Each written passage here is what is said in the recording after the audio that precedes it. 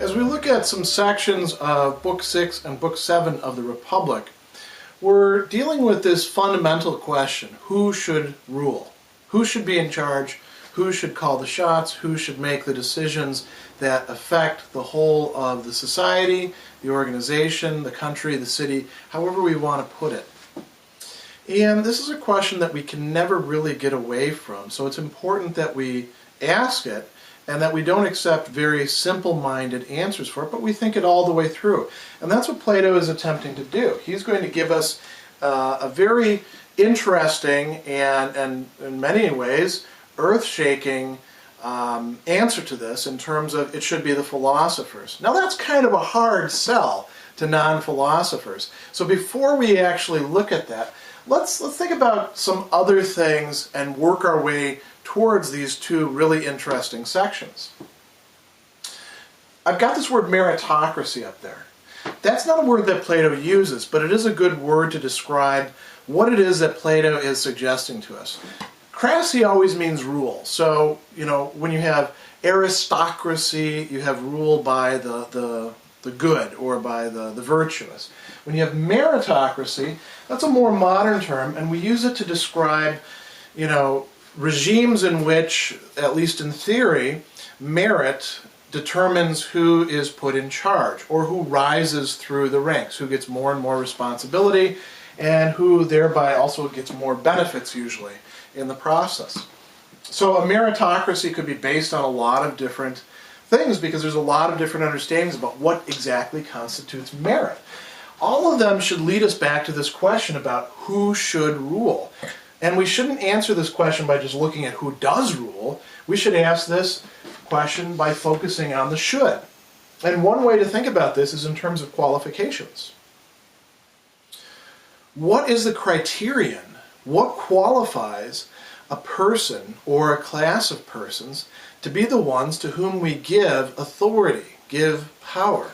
Now, Plato's already outlined some answers to this in terms of his ideal society, which isn't actually his most ideal society, as we see, because early on there's the unluxurious city. But if we're going to have a luxurious city, we're going to need guardians, and they're going to have to be trained in a certain way. They're going to need to be set apart from the other people who are going to have to obey the guardians and are going to have to live within the limits that the guardians provide for them. Now, that's not most societies. How do we, in fact, decide? What are the qualifiers that a lot of people take for merit? Let's think our way through a few of these. One big one is wealth. A lot of people assume that if somebody's got a lot of money, they must have done something extraordinary or somehow deserve to hold on to that money, or they must have had some talent and therefore they should be in charge. And, it doesn't pay to go to the other extreme and say, no, we only want poor people in charge. Because very often, one of the things that goes along with poverty is not having developed certain skills. And sometimes wealthy people, they may take this for granted, but there are certain skills that they may have developed and may have just sort of not inherited per se, but it may be part of the culture in which they grow up in. But does that fit them to rule? Does that actually give us good reason to say these people ought to be in charge? Don't we have plenty of examples, all the way down to the present day, of people who have plenty of wealth but are terrible rulers, terrible leaders? They're only looking out for their own interests or the interests of those who are going to align with them. I think we have lots of examples of that. There's no intrinsic connection between wealth, which is external goods, and genuine merit. We might say another thing, hard work. Hard work should be rewarded. That's something that we see in most bourgeois societies, that this notion that there's something ennobling about hard work, that if you're putting in your time, if you're putting in a lot of effort, you should be rewarded. But that's not really the way things work, is it? Because you don't get graded on effort, you get graded on performance. Plenty of hard work could be done and not actually produce anything, because merely doing work is not enough. I'm going to leave it up there, though, because it is important in certain respects to think about. What else? Maybe we should decide on the basis of popularity. And this could take place in a lot of different ways, you know. The worst would be to put celebrities in charge. That would be a very foolish way to decide who should rule, because most celebrities don't appear to have their act together very well, do they? Many of them started out as not being famous, and then when they become famous and they enjoy all the perks that come with it, it doesn't conduce to a virtuous character. It doesn't conduce to self-control. And we see a lot of them have a, rise and fall and say a lot of really stupid things and make stupid decisions on the way. Not the people we want to put in charge. But what about popularity in the sense of, personal magnetism or charisma, or being able to make arguments and claims and presentations that convince other people, that sound persuasive? Well, again, it's very easy to persuade people of things that are not really in their interest, that wouldn't be in the interest of the entire society. Oftentimes, it's possible to persuade people of things that you don't even know yourself just by putting, the right sort of spin on it, or arranging it in the right way, or finding the interests that they have or emotions that you can appeal to. So that's not a good decider either. What else then? What should we use to decide this? What about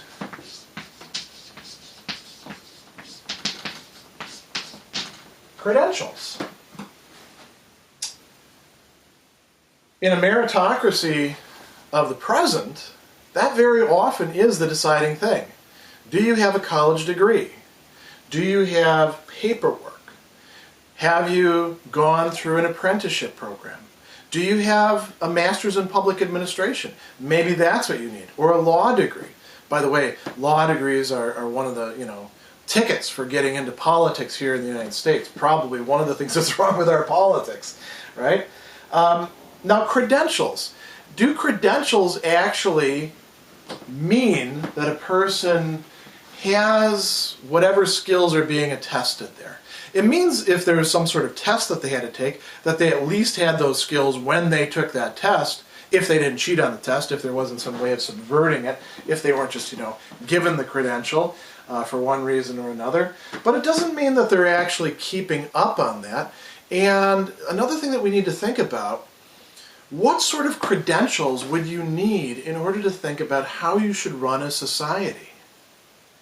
Does having a law degree, or an MBA, or a master's in public administration, or let's say we may create a PhD and a postgrad in public administration, does that really equip a person for thinking through how we ought to make fundamental decisions and arrange our society? It might help. It certainly could conduce to it. But I don't think we want to take that as the criterion itself. We want to think with any sort of credential, what is the credential actually supposed to speak about? Some sort of knowledge or some sort of wisdom, right?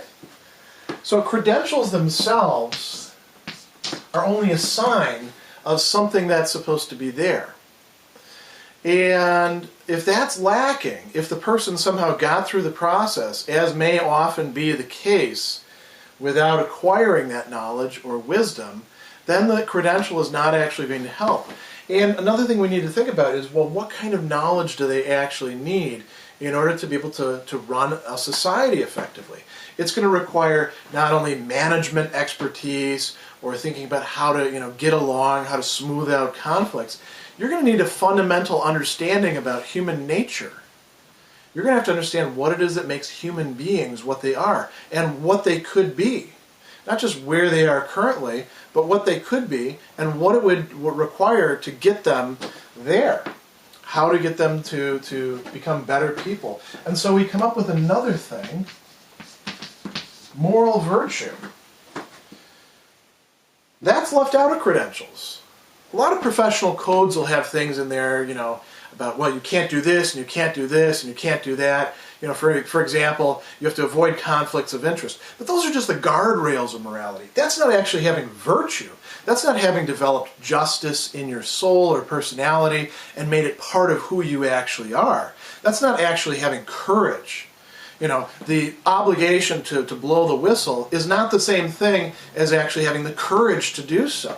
So what we want are people who possess virtue, who possess knowledge or wisdom. And if we actually have people who are virtuous and have knowledge or wisdom, they are going to be hard workers. Now let's look at what Plato says about these sorts of things and the philosophers that he's going to put in charge.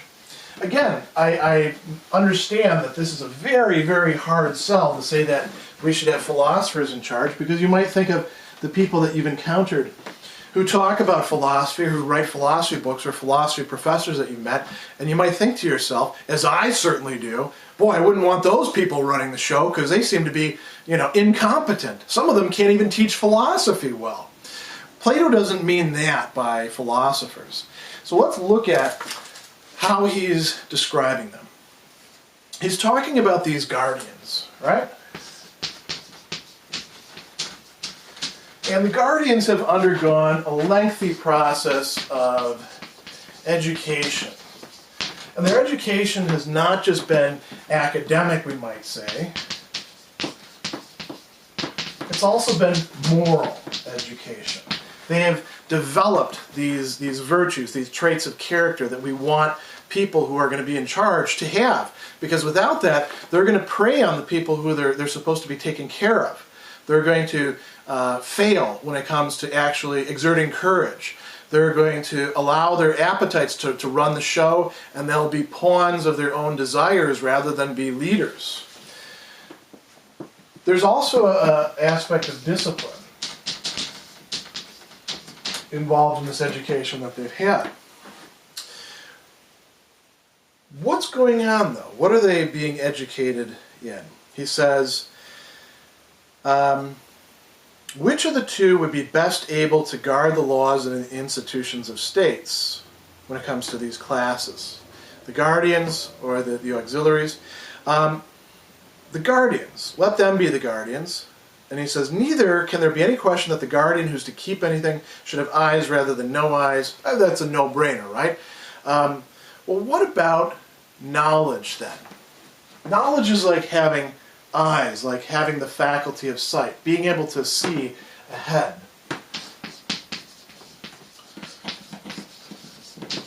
What do they need to have knowledge of?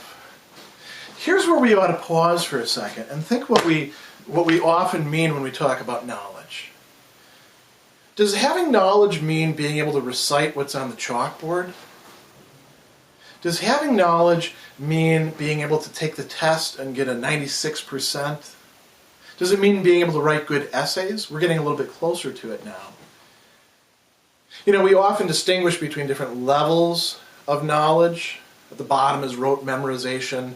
At the top is some sort of, integrating or synthetic view on things that can take into account alternate viewpoints. And we can go on, much further with this. That's all sort of philosophy of education stuff. But we want to think about, what is knowledge fundamentally going to be, if it's going to be the kind of knowledge that we need for running a society? So he says, this is Plato, are not those who are truly and indeed wanting, that is, they don't have, the knowledge of the true being of everything.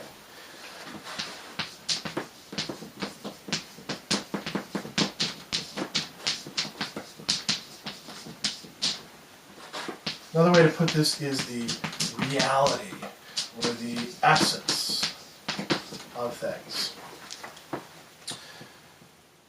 Whoever's lacking this is not going to be a good ruler. They're not going to be a good guardian. They don't have in their souls a clear pattern. They're unable, as with a painter's eye, to look at the absolute truth and then to sketch it over here. They need some sort of model by which they can make sense of things. This is Plato's idealism here. And you may not agree with this, but it's very important to understand that what he's saying is there is a model for the way things ought to be, and we don't measure up to that model, and our society doesn't measure up to that model, but we can work our way towards that if we have people who can look to that model like an artist looking to what it is that they're going to depict. So he says we shouldn't reject these. We should actually take these sorts of people on. We want people who understand how things truly are. So I'm going to put a little bit more stuff here. Now, the guardians, the rulers.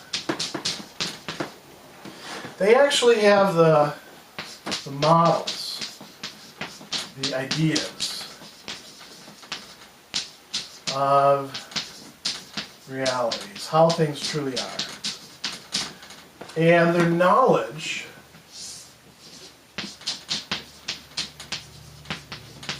is not just of those realities, it's of how to take that and apply it to our experience, our society, which does not actually measure up to the model. They're looking to the model, the way things ideally are, and they're able to put it onto the blank canvas or the already smudged up canvas of the reality that we experience. Now, how does that come to be? Well, how do we acquire knowledge? What is involved in that? Here Plato's going to get at something very important about, the kind of people that can be the guardians or the rulers. Getting to this takes a lot of work, a lot of discipline, a lot of education, a lot of questing.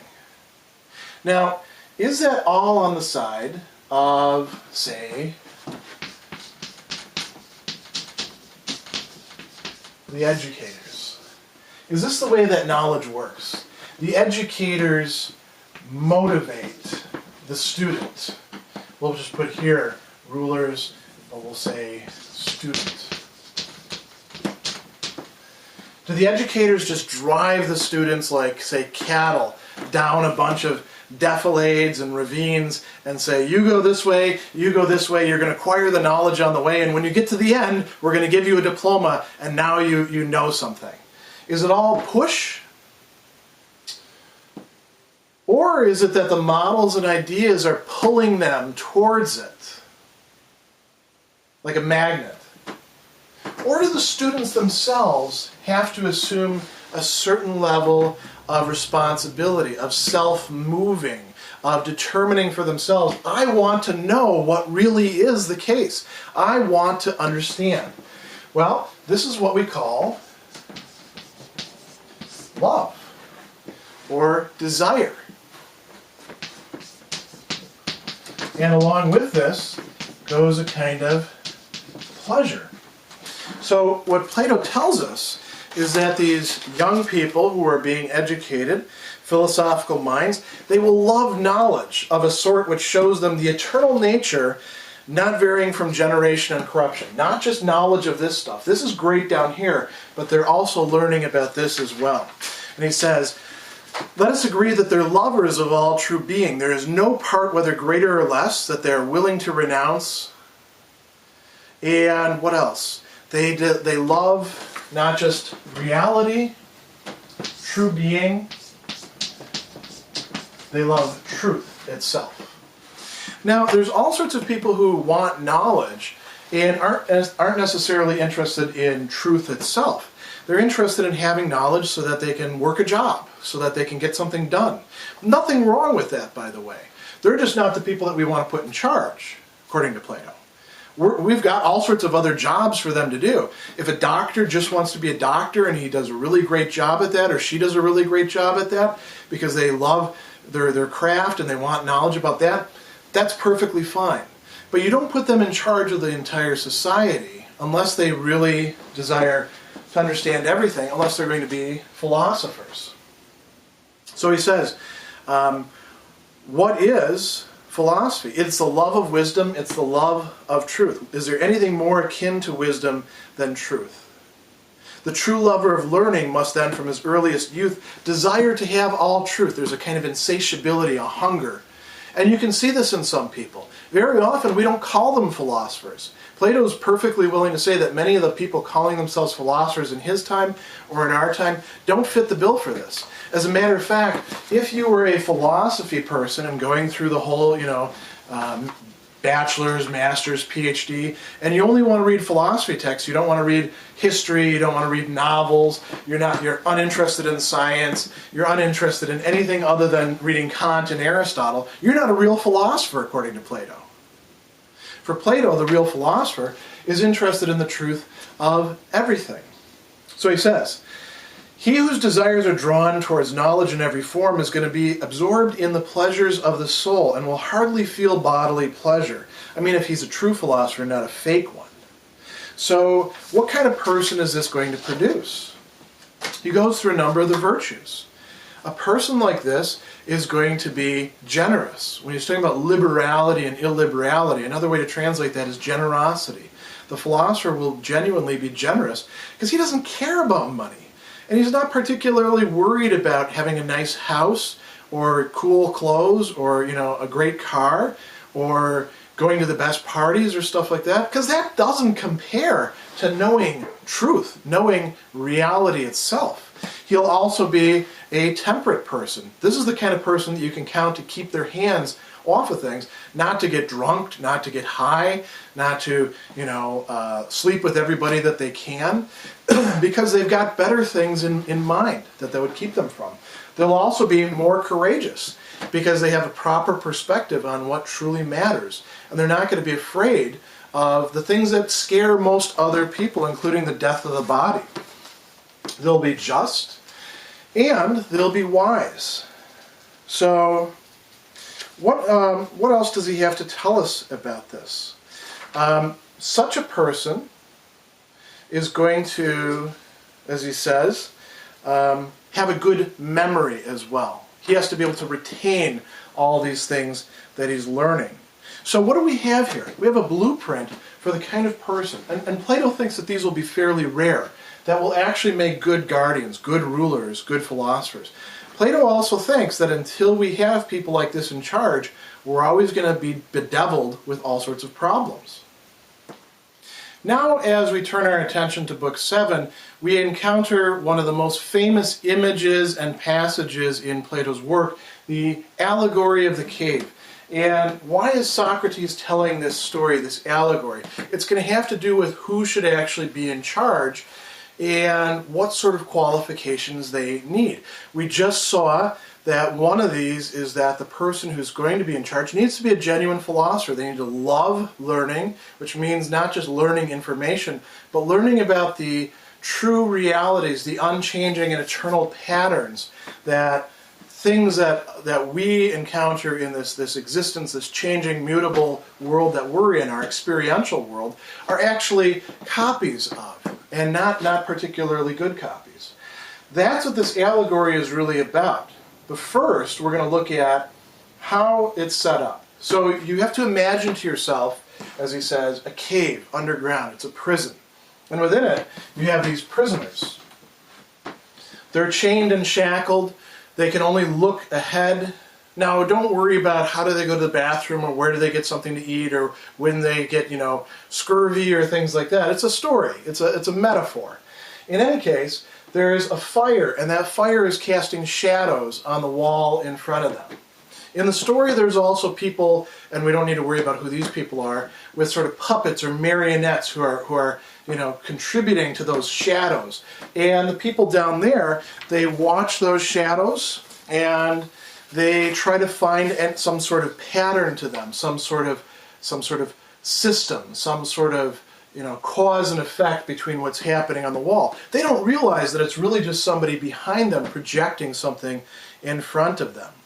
So he says they see men passing, there's men passing along the wall carrying all sorts of vessels. Some of them are talking, others silent.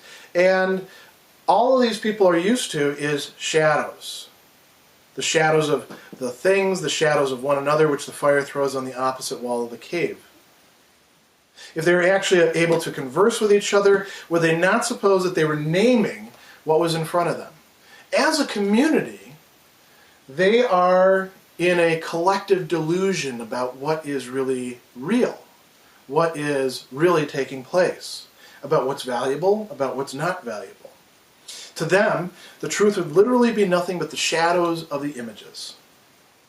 So he says, now, what's going to happen if the prisoners are released? At first, when any of them is liberated and compelled suddenly to stand up and turn his neck around and walk towards the light, he's going to suffer sharp pains. The glare will distress him. He'll be unable to see the realities, which in his former state he had seen the shadows. Now imagine somebody coming, saying to him that what he saw before was just an illusion. He has nothing to compare it to. He has no frame of reference. But he's pulled out into the outside world, the upper world, the world above. And there, first, he looks at reflections of things, because his eyes are so weak. He looks at reflections of things in the water, as the instructor is pointing towards objects and requiring him to name them. And eventually his eyes become stronger, and he's able to look at the objects themselves, at people, at trees, at animals, at roads, at the entire world that he's been missing out on. Now, it goes even further, he says, suppose once more he's reluctantly dragged up a rugged and steep ascent and held fast until he's forced into the presence of the sun itself. Why the sun? Because the sun is what is illuminating everything else. The sun casts the light that allows all these things to be seen. When he approaches the light, his eyes will be dazzled. He will not be able to see anything of what are now called realities. He's going to require to grow accustomed to the sight of the upper world. First he sees shadows, then reflections, then the objects. Then he gazes on the light of the moon and the stars, and eventually he can look at the sun by day. He can see reality as it truly is. Now, this is an allegory. What is an allegory? It's a story in which what's happening here is actually a symbol of what's supposed to be happening. What do we have here? The cave is actually our world that we think of as reality. The world in which we experience, the world in which things change, the world in which things get better and get worse, the world in which we act and desire. But the real world is the world of the forms. Another way of putting this is that this is the visible world and this is the intelligible world. This is the world of the senses. This is the world of the mind. The mind is able to grasp the forms, the ideal realities that Plato has been talking about in this dialogue and other dialogues. And how does it do that? It has to work its way up through this. First, it has to realize that this world that we think is all there is not all there is. It has to realize that this world that we experience is not all of reality, but only a dim image and kingdom of shadows, you might say, of it. That the things that we see below don't actually have reliable patterns, except insofar as they are copies of the world of the forms. And it's going to take work to accustom ourselves, to accustom the eye of the mind, as he calls it, to be able to look at those forms and to be able to think them. We can't be lazy. We can't be complacent and still want to get to see what is most real. So he says, what if this person now is to go back into the cave? Now we come back to the story. What would happen to him? He says to himself, boy, all those people down below, they're in delusion. They don't know what's really true. They can't see the beauty, the wonder. They can't enjoy what truly is. I'm going to go down there and I'm going to help them out. What's going to happen? He's going to go down there and he's not going to be able to see very well. His eyes are going to be dazzled in a very different way than when he first came up into the light. And when he talks to the people about what's happening on the wall in front of them, and says, those are only shadows. Those aren't the real thing that these are based on. They're going to think he's crazy. They're going to say, going up is a bad idea. It actually removes your eyes. Look at this guy, can't even figure out what's what anymore. So he says,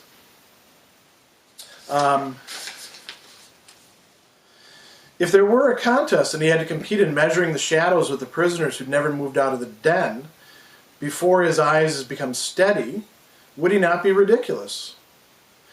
What they would say is, don't allow anybody to do that. If somebody tries to pull you out, we're going to kill them because that's bad for you. What they don't realize is it's actually better for you to get out of the cave because they have no frame of reference by which to figure that out. So he says, this is Socrates again, he says,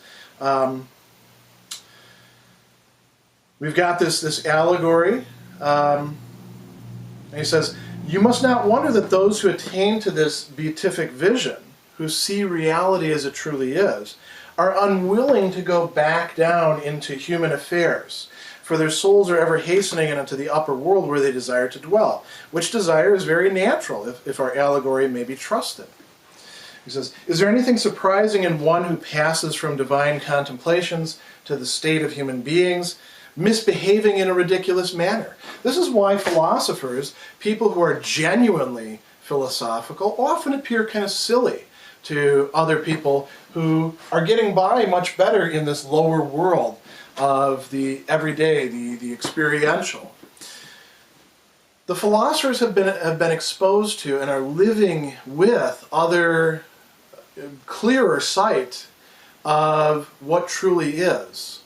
And these other things don't seem to matter to them quite as much, and they don't understand them quite the same way as those who spend all their time with them. So the philosophers tend not to be listened to. But really, once they've acquired their sight down below, they're the ones who can say, aha, I know what the real patterns are. These things either conform to them or they don't conform to them. We could make them better. So he says here we go.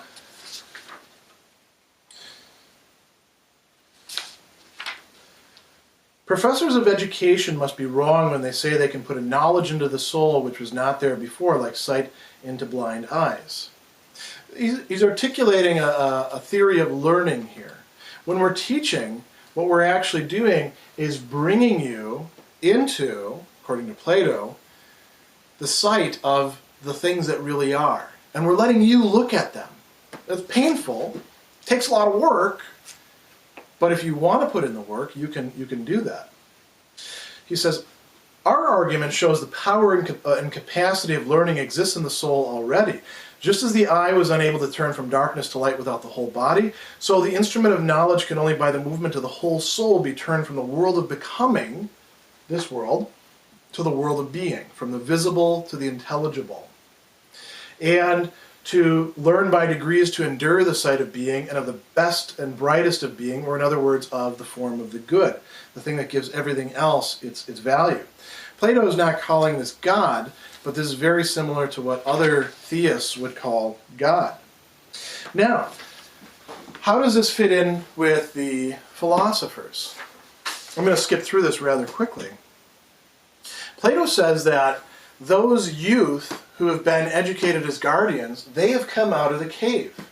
They're not going to want to go back into the cave, but they have to be compelled to go into the cave. Why? For the good of everybody else. Because since they have the knowledge of what truly is, the patterns of reality, and can apply it to the things that we consider to be reality, the life that we live together, they are the only ones who are truly equipped to do that, and it would not be to their benefit, of course, to be forced down there, but it's for the benefit of everybody else. If these people aren't going to come out of the cave, if they're going to remain prisoners, it's better that they be led by somebody who has come out of the cave and can rule for their own good. Even though that person is going to be hankering and desiring to be left alone so he can once again ascend out of the cave. In Plato's ideal republic, the philosophers are compelled to be the rulers. It's not that they get to be the rulers. They would rather not be. They're compelled to be them.